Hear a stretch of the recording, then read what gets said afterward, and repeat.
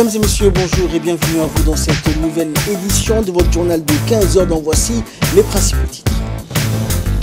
Concertation entre les autorités éthiopiennes et djiboutiennes sur la situation sécuritaire à Djibouti-Ville et à Deridawa. Et en sport, lancement de la 25e édition du tournoi d'été dans la région d'Arta. Et dans l'actualité internationale, Recep Tayyip Erdogan jure de braver les menaces américaines. C'était les principaux titres qui vous seront développés. Merci à vous de nous rejoindre. Le ministre des Affaires étrangères, Mohamed Ali Youssouf, a présidé ce matin dans son cabinet une réunion de concertation avec les autorités éthiopiennes pour faire une mise au point sur la situation sécuritaire à Djibouti-Ville et à Deridawa qui est sous contrôle. La réunion a vu la participation des officiels des deux pays, un côté éthiopien, du ministre délégué aux affaires économiques et de la diaspora éthiopienne, Akililu Haile Michael, et l'ambassadeur éthiopien à Djibouti, Shamdo Adebo, ont participé à la réunion. Le ministre de l'Intérieur, Hassan Omar Mohamed, le directeur général de la police nationale, le colonel Abdullahi Abdi Farah, étaient présents côté djiboutien. Cette réunion intervient après les récentes violences survenues à Deridawa qui avaient fait 6 victimes. Les autorités des deux parties ont convenu d'un commun accord que la situation sécuritaire est sous contrôle. Les deux parties ont affirmé qu'il n'y a eu donc aucun décès et blessé éthiopien à Djibouti, contrairement aux fausses informations colportées ici et là. Et durant la réunion, il a été précisé que les autorités des deux pays ont pris des mesures préventives pour rassurer la population dans les zones les plus sécurisées. Il a été également soulevé la question des fausses informations destinées à créer donc une situation de peur collective afin de perturber la coexistence pacifique entre les différentes communautés qui ont toujours vécu dans l'harmonie et la paix dans chaque pays. Tout doit être fait pour barrer la route à ces malfaiteurs. Par ailleurs, est organisé le rapatriement volontaire des Éthiopiens à Djibouti. Elle sera organisée par l'ambassadeur de l'Éthiopie à Djibouti en collaboration avec les autorités djiboutiennes. Et après la réunion de concertation, le ministre des Affaires étrangères et de la coopération internationale, porte-parole du gouvernement, Mohamed Ali Youssouf, avec à ses côtés le ministre de l'Intérieur, Hassan Omar Mohamed, a fait une déclaration à la presse durant laquelle donc, il est revenu sur les détails de la réunion avec les autorités éthiopiennes. Le message important est que la situation est sous contrôle et il ne faut pas prêter attention aux fausses informations colportées dans les médias sociaux qui ont pour seul objectif de nuire à la coexistence pacifique entre les deux communautés djiboutiennes et éthiopiennes qui ont toujours vécu en parfaite harmonie et dans la paix dans chaque pays. Et durant la réunion a été démonté catégoriquement les fausses informations sur le décès et blessés éthiopiens en République de Djibouti. On écoute le ministre. On a eu ce matin une réunion au ministère des Affaires étrangères avec le docteur Akililu Haile Michael, le ministre délégué chargé des affaires économiques et de la diaspora du gouvernement fédéral de l'Éthiopie. Le ministre de l'Intérieur, M. Hassan Omar, était présent, ainsi que le chef de la police, M. Abdullahi Abdi. L'ambassadeur Chamebo également de l'Éthiopie a participé à cette rencontre. Nous avons pu faire le point sur la situation qui prévaut aussi bien à Djibouti qu'à Deridawa, suite aux incidents qui ont eu lieu il y a quelques jours et qui avait coûté la vie à 6 de nos ressortissants dans la ville de Deridawa. Il faut comprendre ici qu'il y a des criminels et des malfaiteurs qui souhaitent créer une situation de zizanie, de panique et de peur collective pour faire en sorte que les deux communautés qui ont toujours vécu dans la paix et dans une coexistence pacifique, que la zizanie ou cet équilibre soit rompu. Les deux gouvernements ont pris immédiatement les mesures qui s'imposaient afin d'abord de poursuivre et traquer les criminels qui ont attaqué des civils, ainsi que rassurer la population, qu'ils soient à Djibouti ou en Éthiopie, et faire en sorte que les zones dans lesquelles ils vivent soient le mieux sécurisées. Des mesures ont été prises immédiatement pour travailler sur le rapatriement volontaire, d'abord des estivants djiboutiens qui ont souhaité revenir, le ministre de l'Intérieur l'a rappelé il y a 2-3 jours, et également pour les ressortissants éthiopiens qui souhaiteraient partir de manière volontaire vers leur pays. Il y a une situation de, je dirais, de désinformation à laquelle il faut, je dirais, répondre de la manière la plus claire par des chiffres. Ce sont les chiffres qui parlent. 2700 à peu près de nos ressortissants qui étaient des estivants à Diredawa ont été rapatriés à Djibouti. Aux alentours de 3000 à peu près Éthiopiens qui souhaitent repartir également. Ce rapatriement volontaire est organisé par l'ambassade d'Éthiopie à Djibouti en coordination avec le ministère de l'Intérieur djiboutien et la police nationale. La situation est calme. Je crois que tout est sous contrôle. Les choses sont rentrées dans l'ordre. Et je crois que tout ce qui se dit dans les réseaux sociaux, toutes les informations qui circulent sur certains blogs, je crois que ces informations sont à prendre vraiment avec beaucoup de pincettes et surtout éviter de les colporter ou de le transférer sur d'autres sites parce qu'elles ne sont pas exactes et ensuite elles sont destinées à créer ou à perpétuer cette situation de peur collective. Je crois que le gouvernement de la République de Djibouti a été très clair à ce jour. Les choses sont rentrées dans l'ordre et tranquillement la vie reprend pour tous les Djiboutiens et tous les Éthiopiens. Et cette coexistence et cet équilibre ne vont pas être rompus. Voilà le message de fond qu'aujourd'hui le gouvernement du Djibouti souhaite transmettre. Et il faut savoir et reconnaître qu'il n'y a pas eu de mort ou de décès ou de ressortissants de nationalité éthiopienne qui ont été tués ou assassinés à Djibouti. Je crois que cela est clair, les choses sont remises dans leur contexte et je vous remercie. Et ils sont plus de 2000 à s'être rendus à l'APIFA, l'Académie de police Idriss Farah à Bani Nagad. Ainsi, ces ressortissants éthiopiens se sont rendus de leur plein gré pour être rapatriés vers l'Éthiopie. Les ressortissants éthiopiens ont pris l'initiative de se rendre volontairement à Nagad où la police nationale les a accueillis afin de les rassembler et organiser ainsi leur départ. Ces quelques 2000 personnes, tous de nationalité éthiopienne, sont venues de plusieurs quartiers de la capitale, notamment de la cité Arhiba, du faubourg de Balbala ou encore du quartier 4. Cette mobilisation fait suite aux récents événements tragiques de Diridawa, même si les autorités djiboutiennes ont pris les mesures nécessaires pour assurer leur sécurité. Les ressortissants éthiopiens ont tout de même décidé de regagner leur pays, une initiative que la police nationale a pris en main afin que leur volonté soit réalisée dans les meilleures conditions. Et ainsi, ce matin, nombreux ont été ceux qui ont réagi à notre micro. Nous faisons part donc de leur satisfaction quant à l'organisation de cette opération de rapatriement volontaire.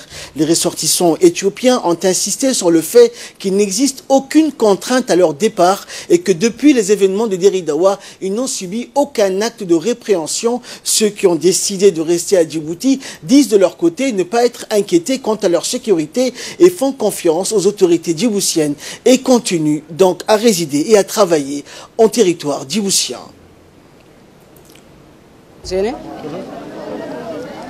خلاص أما كمان بيتي يدبون فدمالي وان برخبي نجار. وانا مجلس سنجاره كان ده سنجاره أنا بقى جت مدرجين أنا صدقت مجالك إمالي. ناجيان جرا تجرا ناجيان دلقة تجرا نمني ندبة تجرو سنجرو يتشو ناجيان جرانا يتشو. ما كده بقدر سام فلا فلقينا بقى. هذا ليلا عندنا سوتش قدرات يدرس باتشو الليلة يبالي عندنا. الناس كم يعيشوا سويلين. يتمتم بيون يتقدم أس كم يعيشوا سويلين. إن بس عندنا أسف فلقي ما تبقى عندنا. قبضكات. غارديان. بس يراساتهم فلقنا. وده أقرأتهم مقبته فلقنا مالتنا.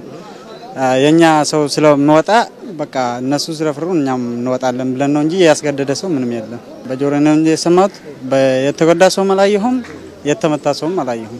أنا كنا بس سلام تونا سلام فلقالو سلام كترالو نورالو بس سلام فلقو. تمنجستو تونا ألسركم أجرن ثاكم أجرن فلق قبالو. جنب سلام فلقيهم سلام فلقالو ونور فلقالو بس. سلام كترالو بس. Également dans l'actualité, quelques 20 500 livres ont été gracieusement offerts ce dimanche par l'amicale du livre Allo Aska aux associations djiboutiennes disposant de bibliothèques et de salles de lecteurs. Cette initiative s'inscrit dans le cadre de la promotion du livre et de l'éveil de l'esprit à travers la lecture. L'amour de la lecture permet donc de réussir à l'école et de prévenir les décrochages scolaires. À travers la lecture, on parvient donc à accumuler des connaissances et à s'épanouir intellectuellement. Plus vite les enfants sont mis en contact avec les livres, plus vite ils demandent des dispositions à comprendre le monde qui les entoure et à appréhender les problèmes de tout ordre. Et dans notre monde dominé par la télévision, donc les innovations technologiques des smartphones, l'utilisation via de l'internet et autres tablettes, il est devenu essentiel de revenir aux notions qui permettent un réel développement de l'esprit et une maîtrise de l'écrit. Plus tôt un enfant est mis en contact avec le livre, meilleur sera son rapport à la lecture tout au long de sa vie. Cette cérémonie de remise de livres a vu la participation du ministre de la Communication, chargé des Postes et Télécommunications, Abdi Youssouf Sougué, du ministre de l'Énergie, chargé des Ressources naturelles, Yonis Ali, et du ministre délégué à la décentralisation, Hamadou Mohamed Aramis. La cérémonie a été présidée par le vice-président de l'association Allo Aska, Hamza Ahmed, avec comme invité de marque Hibo Moumine de la caravane du livre. La cérémonie a été clôturée par les remises des livres à différentes associations du pays, à savoir l'école du village d'Adaïlou et Ado Dobok et la caravane d'Adalarhu d'As'ila. Et de son côté, le vice-président de l'association Allo Aska, Hamza Ahmed, donc, a remercié les autorités gouvernementales d'avoir honoré de leur présence et a remercié donc les officiels présents. Cette cérémonie de remise de livres qui coïncide avec le 11e anniversaire de la création de l'association Allo Aska. On l'écoute. Plaisir aujourd'hui de se réunir pour l'association Allo Aska aussi. En effet, l'association Allo Aska a été créée en 2007, novembre 2007 pour être exact, afin de promouvoir l'éducation et la culture. Cette association, elle a pour objectif de promouvoir l'éducation et la culture, une mission qu'Allo Aska garnit au fil du temps et au quotidien, à travers la bibliothèque qu'elle a créée et à travers les animations qui accompagnent la bibliothèque et qui fait vivre l'association. Cet effort a donné son fruit. En 2017, Ali Sebia a été classé 2e dans la réussite du baccalauréat et avec 111 candidats, 41 mentionnés, dont 15 étaient membres d'Allo Aska et 13 ont eu très bien. Et 2 bien. Cette année, l'amicale des livres a ouvert de petites annexes, c'est-à-dire dans la localité d'Azamo, dans la localité d'Aspio, afin d'un peu décentraliser la lecture et que tout le monde ait la chance de lire et d'apprendre. Toujours en nouvelle nationale, une étude sur la situation des enfants vivant dans les rues de la capitale a été présentée ce matin, menée par le ministère de la Femme et de la Famille en collaboration avec la DIZ et la direction des statistiques. L'étude a permis de dresser un tableau général sur les conditions de vie des enfants des rues, dont nombre d'entre eux viennent des pays voisins, mais sont également issus des quartiers populaires. L'état de pauvreté conduisant des parents à se délaisser de leurs propres enfants. Des recommandations ont été formulées pour prendre à bras le corps cette problématique. Les structures existantes, comme les centres d'accueil des orphelins, des enfants abandonnés ou des centres d'hébergement et apprentissage des enfants des milieux défavorisés, semblent être insuffisants. Des mesures adéquates pour la protection de l'enfance et l'amélioration de leurs conditions de vie ont été préconisées. Les enfants en situation de rue afin de mieux les protéger contre les nombreux risques qu'ils encourent. La protection des enfants en situation de rue étant un sujet important, nous avons enquêté pour mieux appréhender cette situation, la question des enfants en situation de rue avec l'appui des acteurs clés dans ce domaine, notamment l'UNICEF, Caritas, SOS Village, Enfants et les ministères concernés à travers les comités techniques. À cet effet, l'atelier d'aujourd'hui nous permettra, à mon sens, de comprendre la réalité de ce sujet selon l'enquête de terrain quantitative avec des présentations des cas pratiques du terrain sur la question de ces enfants en situation de rue.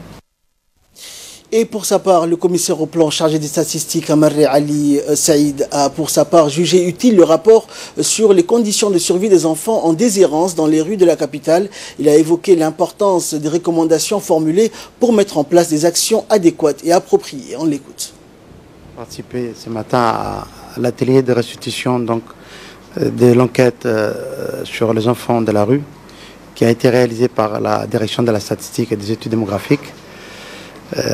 En collaboration avec le ministère de la Femme et avec l'OIM qui a initié cette étude avec un financement de l'Union européenne. Donc c'est un sujet très très sensible parce que le problème des enfants de la rue, c'est pas un problème qui est récent, c'est un problème qui perdure. Pour cela, il fallait mieux connaître ces enfants, leur situation, leur origine, les risques auxquels ils sont exposés, etc. Donc cette étude, dans une première phase qui est une étude quantitative avec l'enquête, est couplée avec une étude qualitative qui a été réalisée par une expert djiboutienne. Et de son côté, la ministre de la Femme et de la Famille, Moumine Ahmed Hassan, dans une brève intervention, a mis l'accent sur l'importance de cette étude. Elle s'est reconnue l'acuité du problème avec l'afflux permanent de migrants et a évoqué la nécessité de planifier à court et moyen terme des actions pour protéger ces enfants.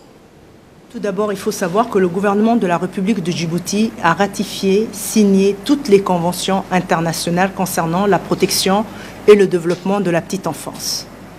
Ayant agi ainsi, le gouvernement pense et juge que la place de l'enfant n'est pas dans la rue. La place de l'enfant n'est pas dans la rue. C'est la raison pour laquelle le gouvernement de la République Djibouti, à travers le ministère de la Femme et de la Famille, avec l'appui de la DISET, il faut vraiment insister sur ce point parce que toutes les études que nous faisons, si on n'avait pas une structure comme la DISET, il aurait été très difficile de les faire.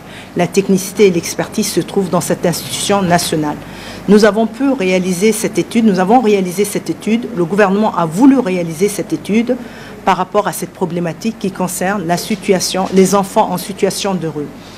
Cette problématique est de façon générale très complexe parce que ce sont des petits-enfants qui se trouvent dans la rue et on ne sait pas la raison qui les emmène à cette situation. De plus, la République Djibouti étant un pays d'accueil, connaissant le problème de migration que rencontre la République de Djibouti, la problématique est encore beaucoup plus complexe. Vu la complexité et l'importance de la cible qui est l'enfant, le gouvernement de Djibouti a voulu savoir qui sont ces enfants qui se trouvent dans la rue. Qui sont-ils? D'où vient-il? Quelle est la raison pour laquelle ils se trouvent dans la rue? Et toutes ces questions qu'on se pose doivent avoir une réponse à travers cette étude.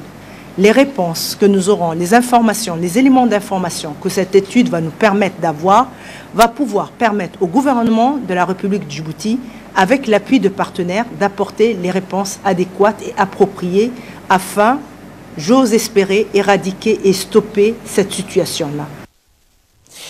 Sport à présent, le secrétaire d'État à la jeunesse et au sport, Hassan Mohamed Kamil, a reçu ce matin dans son cabinet la délégation des jeunes sportifs et sportives qui s'étaient rendus au Japon en prévision des prochains Jeux Olympiques, conduite par Abdelkader Burhan Kanano. Cette délégation était composée de 9 jeunes, 5 filles et 4 garçons. Ils s'étaient rendus au Japon dans le cadre des préparatifs des Jeux Olympiques Tokyo 2020 sur initiative de la ville de Minemisoma de la région de Fukushima. Rappelons que ces jeunes ont été choisis parmi les meilleurs élèves des établissements publics de la capitale et des régions. Durant cette rencontre, des jeunes ont tour à tour exprimé leur remerciement à l'endroit du secrétaire d'État et de la présidente du comité national olympique. Ensuite, notre ambassadeur qui nous a accueillis chaleureusement au Japon, rien qu'à l'aéroport, monsieur Areita. Et puis en fait, le séjour que j'ai passé au Japon, c'est un moment tout simplement extraordinaire que je n'oublierai jamais. C'était des moments exceptionnels. C'était mon tout premier voyage au Japon et le plus beau. On a fait tellement des choses. Certes, les temps c'était un peu serré et court, mais bon, on a fait tellement des voyages, tellement de rencontres extraordinaires avec les Japonais. On a rencontré aussi les Taïwanais et c'est trop bien. Et du coup, ce qui m'a plu le plus là-bas, c'est quand on a essayé les armures de samouraï. Ils étaient un peu lourds, mais en fait, c'était juste extraordinaire. On s'est sentis comme des guerrières là-bas. On a essayé aussi les kimonos, les tenues traditionnelles japonais. Ils nous ont même offert quelques-unes comme souvenir en les amenant à la maison. Et voilà, quoi. C'est une excellente rencontre, comme je l'ai dit, qu'on ne l'oubliera jamais. Et finalement, je tiens à remercier Madame Aïcha, la présidente de la comité olympique, et ainsi que à la jeunesse et au sport, grâce à qui a été possible ce voyage. Sport toujours, rapprocher la jeunesse pour son épanouissement et son développement, tel était le mot d'ordre hier après-midi lors du lancement de la 25e édition du tournoi d'été de football d'Arta. Cette année, ce tournoi d'été qui a été baptisé tournoi Mohamed Ahmed Waïs en hommage au lieutenant-colonel de la police nationale décédé il y a 5 mois de cela. Le défunt colonel était un des fondateurs de ce tournoi de football initié dans les années 80. Ce tournoi donc a connu une période difficile dans les années 90 et a vu sa renaissance grâce au soutien et au sponsoring du président de la République, Ismaël Omar Guelleh, alors chef de cabinet. Cette année, ce tournoi va regrouper quelques 8 équipes dans une de chaque commune de la capitale et 5 formations issues de la région d'Arta. Il s'agit des formations comme Wea, Kartilé, Arta A et B, Cité Gargar, Valence, Hochmaka et Association sportive de Djabel. La cérémonie de lancement de ce tournoi qui a vu la participation des membres du gouvernement, dont le ministre de la Communication, chargé des postes et des télécommunications, du ministre de l'énergie chargé des ressources naturelles, du préfet par intérim de la région, Mohamed Fouzi Ahmed, des parlementaires de la région, du directeur des sports et des autorités de la région et responsables, ainsi que plusieurs supporters et jeunes Artaoui. Le match d'ouverture a opposé l'équipe de Wea à la formation de Kartilé de la commune de Boulaos et s'est soldé sur un score d'un but partout. Le tournoi s'achèvera donc le 4 septembre prochain. Plusieurs responsables membres du comité d'organisation de ce tournoi sont intervenus au micro de notre équipe qui était sur place. 8 équipes qui ont participé au tournoi, donc l'organisation s'est bien passée. Et à présent, je vous propose de suivre les interventions également du directeur des sports au secrétariat d'État à la jeunesse et au sport, Abchir Ali, et celle bien sûr du préfet par intérim de la région d'Arta, Mohamed Fouzi Ahmed Assoubé, qui ont rappelé donc l'importance de ce genre de rencontres. On les écoute. Au niveau de la région d'Arta, et pour lancer le tournoi d'été d'Arta. Et auparavant, nous avons équipé l'ensemble des CDC de la capitale et des régions pour organiser un tournoi pour les jeunes durant les vacances scolaires. Donc au niveau de la capitale, nous avons déjà lancé le tournoi. Aujourd'hui, nous sommes au niveau de la région d'Arta pour lancer avec les responsables et politiques de la région. J'ajoute que le secrétaire d'État à la jeunesse au sport a donné les instructions au niveau du département pour qu'une délégation se déplace au niveau de chaque région pour qu'au niveau de chaque région, nous puissions lancer ce tournoi. Donc la région de Tadjoura, de Bok, de Diki, d'Alissabi ont déjà lancé. Donc moi je suis parmi ces délégations qui a été choisie pour lancer avec la région d'Arta. Donc toutes les dispositions auparavant ont été prises en compte au niveau du département. Nous avons remis aux responsables de ces régions les matériels d'organisation, à savoir les ballons, les filets, les sifflets. Et fin août, avant les finales, nous allons équiper ces responsables en tout ce qui concerne les matériels de récompense, à savoir les coupes et les médailles. Donc ce tournoi a pour objectif non seulement d'occuper la jeunesse durant les vacances, mais aussi à créer un lien entre les jeunes des différentes régions. J'ai participé à la cérémonie d'ouverture de ce tournoi qui est à sa 25e édition. Historiquement, c'est un tournoi qui a une dimension nationale. Je suis très heureux aujourd'hui de participer à ce lancement. L'édition a été dédiée à la mémoire d'un de nos des défunts, Mohamed Ahmed Waïs Di Garilé, qui est décédé il y a 5 mois de cela, qui était parmi l'un des initiateurs et fondateurs de ce tournoi, qui était aussi un grand footballeur. Voilà, donc le tournoi fait partie des activités d'animation estivale qui regroupent tous les clubs. C'est un moment fort et ce tournoi d'amitié, comme son nom l'indique, fait apparaître des jeunes talents, des footballeurs. Et en nouvelle à travers le monde à présent avec Asma Aboubakar. Bonjour Asma. Bonjour. Alors en Turquie, Asma, le président Erdogan a juré de braver les menaces américaines qui visent à affaiblir la monnaie et l'économie turque. Oui, le président turc Recep Tayyip Erdogan a juré hier qu'il va répondre de manière adéquate aux menaces des États-Unis qui a accentué la chute de la devise nationale. Washington a doublé donc les tarifs douaniers américains sur l'acier et l'aluminium turc. Le ping-pong Ankara-Washington est allé crescendo ces derniers jours, emportant avec lui la livre turque qui a dévissé vendredi de 16% face au billet vert. Au cœur de cette bataille, le sort du pasteur américain Andrew Brunson, actuellement jugé en Turquie pour terrorisme et espionnage. Il a été, on le rappelle, fin juillet en résidence surveillée après 1 an et demi de détention. Il est mauvais d'oser mettre la Turquie à genoux avec des menaces concernant un pasteur. C'est ce qu'a lancé hier le président turc lors d'un rassemblement sur les rives de la mer Noire. Honte à vous, vous échangez votre partenaire stratégique de l'OTAN pour un prêtre. La Turquie donc, et les États-Unis sont partenaires dans le cadre de l'OTAN. Les États-Unis disposent d'une importante base à Inklir, donc dans le sud du pays. Ahmed. Et au Pakistan, Asma, l'ex-premier ministre Nawaz Sharif, placé en détention pour corruption, a vu son grand rival, donc Imran Khan, prendre sa place de premier ministre. Oui, il a été 3 fois premier ministre, 3 fois destitué, a connu l'exil, mais c'est depuis sa prison que Nawaz Sharif, figure politique majeure au Pakistan, a dû assister au triomphe électoral de son grand rival, l'ex-champion de cricket Imran Khan. Nawaz Sharif, 68 ans, est incarcéré depuis mi-juillet, démarre un des derniers chapitres de sa longue carrière dans une cellule où il purge une peine de 10 ans pour corruption. Mais en juillet 2017, une décision controversée de la Cour suprême qui le destitua pour corruption brisa son élan. Il fut ensuite banni de la tête de son parti, la Ligue musulmane pakistanaise, rendu donc inéligible et finalement emprisonné 2 semaines avant le vote. Et enfin, nous allons parler donc technologie, découverte de l'espace. La NASA a réussi hier à lancer la sonde solaire Parker. Oui, retard d'un jour, le lancement de la sonde Parker a été effectué ce matin depuis le Cap Canaveral en Floride. Cette sonde est la première réalisation humaine à tenter de traverser l'atmosphère du Soleil. C'est attendu, donc c'était ce matin, je rappelle, fort de son bouclier high-tech et des espoirs placés en elle par la NASA et la communauté scientifique. La sonde solaire Parker est la première réalisation humaine à tenter de traverser l'atmosphère du Soleil. La mission durera 7 ans. L'engin devra donc résister à des températures avoisinant les 1400 degrés Celsius, dont la cabine devrait seulement faire 29 degrés. Merci Asma pour toutes ces précisions. Merci également à vous de nous avoir suivis. C'est la fin de ce journal. Restez avec nous, le programme continue.